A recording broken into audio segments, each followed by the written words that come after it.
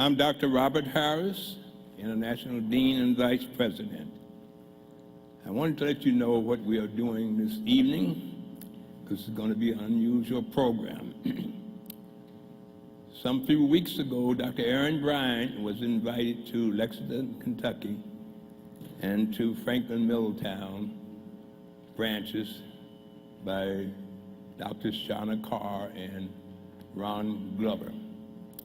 And he invited Michael Porter and Callie Porter to go along with him. And Pat Nelson, knowing that they were going, she asked Aaron if she could go along with them. So the plans were set and everything was in order. You know that Aaron had had cataract surgery on both of his eyes, the left eye and the right eye, and he had recuperated nicely. So he was all ready to go. Some 2 days or so before they were about to make the trip, he developed some diminished vision in his left eye. And when he got in touch, when his wife, Tanya, got in touch with the doctor had him come over immediately, and he found out that he was affected with a detached retina.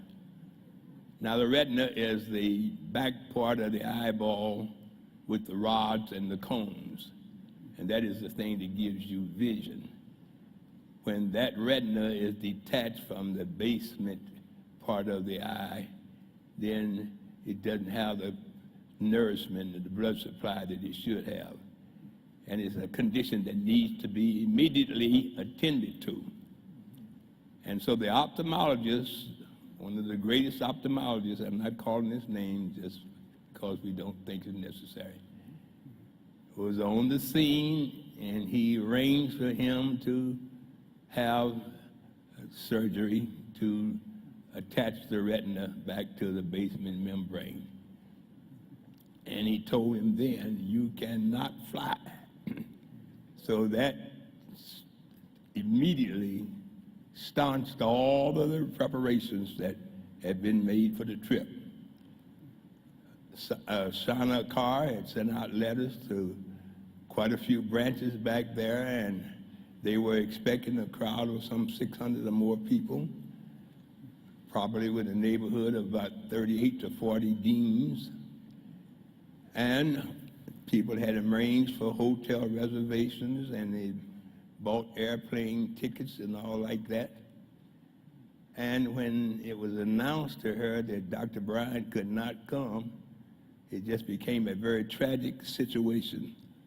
So she called me in desperation. What can I do? What can we do? I said, listen here. You let Pat Nelson go and act in Aaron's place, and get in touch with Eugene Williams, and Ron Glover is already back there, and you are back there. I said, go ahead and have the meeting in hell, see? You don't have to worry about canceling any reservations, so forth and so on. So they went on back there and did a heroic job, you see? And Aaron, in the meantime, was attended by this ophthalmologist that was bringing him along, see? He had to have his head down for 5 days, you see? And the treatment was they put some air into the eyeball to help attach the retina back to the basement membrane. And he was coming along all right. Now, they went on back there and did this excellent job. Got to finish it right quickly. And just at the time when they finished up, and Aaron went back to the doctor said, now you can fly. Now, here's what's going on, and whether you know it or not, some of you just don't know what's going on. And that first chart there, the elementary chart, up in the first plate there, you see where the devil seduced the woman. Is that right? That's right.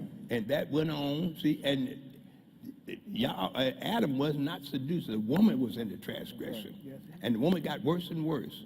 16th chapter of Ezekiel, she come to be the worst whore around, right? That's right. You see? Now, Yahweh is going to even the score, because he said Dr. Harris will one of these days tell you about those two women. You see, now there was another woman inside of Adam was not seduced by the devil. right. In the 12th chapter of Revelation said there was a woman clothed in the sun with the moon under her feet. If the moon was under her feet, she never was subject to the law, because the moon was a representative of the law. It's a lesser light. You understand?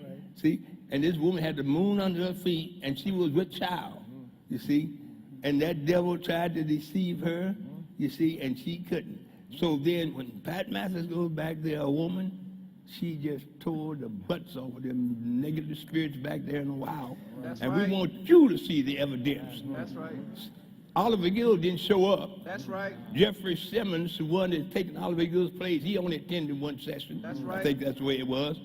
And Jerry Kinley, who is Shonda's brother, he didn't come to one session. Cowards. That's right. See? And they always have said that Dr. Harris was preaching a lie. And everybody's following after Dr. Harris. Because they said in the book, they said that latter days, one would follow after a negative spirit, and they said, I was the one. See? Now we're going to prove that they are the one. See? When Springfield was called the what? Sadducees. You said, what kind of survey did they conduct? Really, it's called the Sadducees because God called it the Sadducees. I went to Springfield, picked out Henry Clifford Kinley, and anybody goes up against Kinley, you see, and Springfield does. Even Oliver Gill don't believe that Dr. Kinley is the Savior.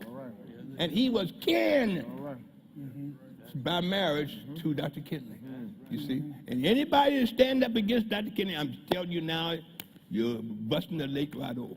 Now you're going to see the evidence. Thank you very much for the time. See?